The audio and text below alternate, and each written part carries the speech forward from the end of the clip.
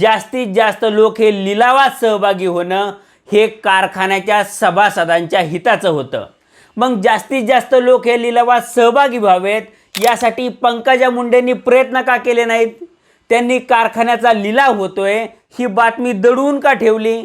कारण बँकेला फक्त त्यांनी दिलेलं कर्ज परत मिळण्याशी मतलब होता। पण पंकजा मुंडे या कारखान्याच्या सर्वेसर्वा आहेत आणि सर्वेसर्वा म्हणून लिलावात जास्तीत जास्त लोक सहभागी व्हावेत आणि कारखाना जास्तीत जास्त किमतीला विकला जाऊन गरीब कष्टकरी सभासदांचं भलं व्हावं याची काळजी पंकजा मुंडेंनी घ्यायला पाहिजे होती।